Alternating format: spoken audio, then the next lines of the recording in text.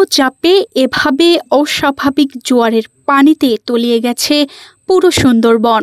সুন্দরবনে কোথাও ৩.৫ ফুট, আবারও কোথাও ২.৫ ফুট উচ্চতার জলোচ্ছ্বাসে প্লাবিত হয়েছে।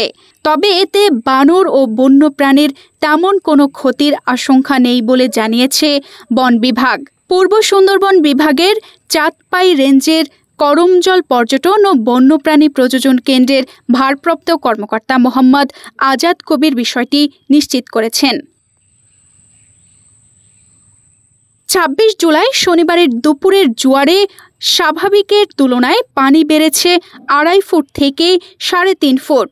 ২.৫ ফুট উচ্চতার জলোচ্ছ্বাসে প্লাবিত হয়েছে করমজল, মোংলা, মরাপশুর, হারবাড়িয়া, ঘামরামারি ও লাউডুবা এলাকা।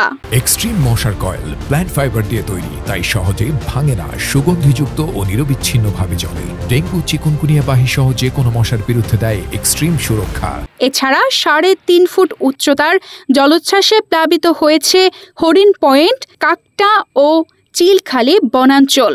পুরো বনের ভিতরেই জায়গা বিশেষ ২.৫ থেকে ৩.৫ ফুট উচ্চতার পানিতে তলিয়ে গেছে। ২ দিন আগে কেবল অমাবস্যা গেল, এখন পানি যেভাবে হওয়ার কথা ছিল, এই একটা নিম্নচাপ হয়েছে, সম্ভবত হালকাভাবে ছোট একটা নিম্নচাপ, যার জন্য পানি উচ্চতা অনেক বেড়ে গেছে।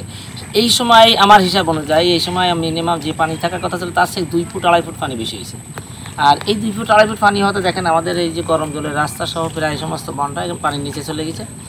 এখানে বন্যপ্রাণীও সুন্দরবনে প্রায়, তাতে বোঝা যায় সুন্দরবনটা সম্পূর্ণটাই জায়গাটাই মানে পানির নিচে চলে গেছে।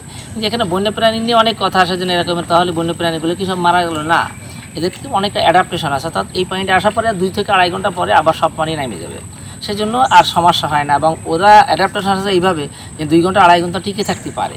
এছাড়া আমাদের সুন্দরবনের ভিতরে বেশ কিছু টাইগার টিলা করে দেওয়া হয়েছে, উঁচু উঁচু জায়গাকে টিলা করে দেওয়াতে সেখানে বাঘ এবং বাঘের যে সমস্ত খাবার আছে, হরিণ, বানর, তারপরে আপনার যে বন্য শূকর, এগুলো ওখানে যে টিকে থাকতে পারে। এদিকে নিম্নচাপের প্রভাবে তলিয়েছে মোংলা পশুর নদীর পাড়ের ফসলি জমি, ঘরবাড়ি ও রাস্তাঘাট। ভাটায় পানি নেমে যাওয়ায় ক্ষতি ও জলাবদ্ধতার ঝুঁকি কম রয়েছে এই এলাকায়।